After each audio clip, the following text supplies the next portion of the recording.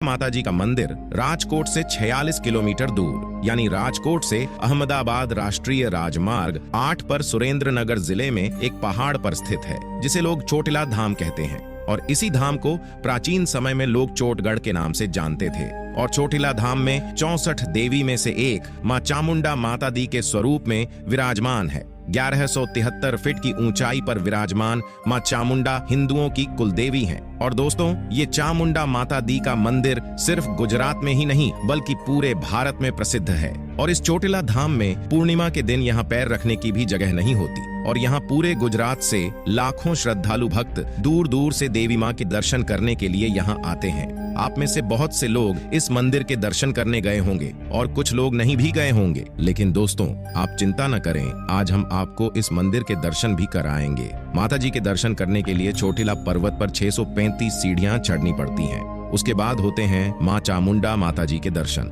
अब चलिए दोस्तों, जानते हैं चामुंडा माता जी और चोटिला पर्वत के कुछ ऐसे रहस्य जिनके बारे में ज्यादातर लोग नहीं जानते। सबसे पहले बात करते हैं कि माता जी का नाम चामुंडा कैसे पड़ा। तो दोस्तों, ये बात हजारों साल पहले की है, जब पृथ्वी पर चंड और मुंड नाम के 2 राक्षस थे। और इन दोनों राक्षसों ने लोगों का जीना हराम कर दिया था। और इन दोनों राक्षसों के अत्याचार के कारण पूरी प्रजा को दुख और पीड़ा सहनी पड़ती थी। और ये दोनों राक्षस ऋषि मुनियों पर भी अत्याचार करते थे। और इन सब के बाद एक दिन सभी लोग और ऋषि मुनियों ने मिलकर राक्षसों से छुटकारा पाने के लिए माता जी की पूजा करने लगे। और ऋषि मुनियों ने यज्ञ किया और माता जी का आह्वान किया। और इस यज्ञ यानी हवन कुंड से चमत्कारिक रूप से आद्य शक्ति प्रकट हुए।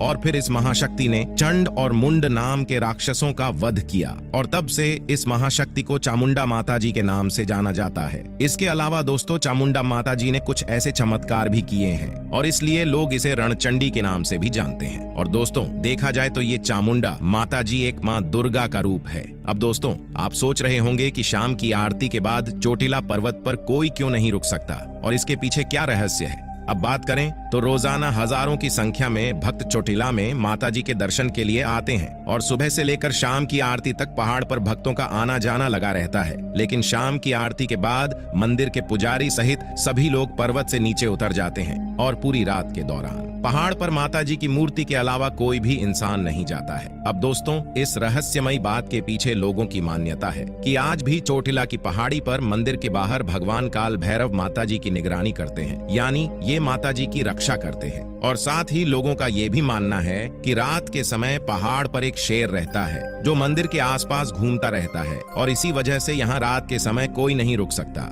लेकिन माता जी ने पुजारी समेत केवल 5 लोगों को नवरात्रि के दिनों में इस पर्वत पर रुकने की इजाजत दी है।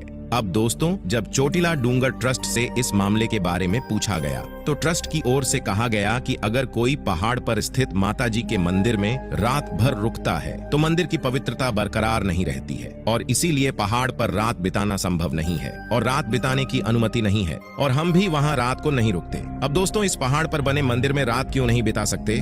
अगर आप इसके बारे में कुछ जानते हैं तो कृपया नीचे कमेंट बॉक्स में बताएं। तो दोस्तों, ये थी चामुंडा माता जी और चोटिला डूंगर से जुड़ी रहस्यमयी बातें। उम्मीद करते हैं कि ये वीडियो आपको पसंद आई होगी। अगर पसंद आई है तो वीडियो को लाइक जरूर करें और चैनल पर पहली बार आए हैं तो चैनल को सब्सक्राइब कर देना। तो चलिए दोस्तों, फिर मिलते हैं एक नई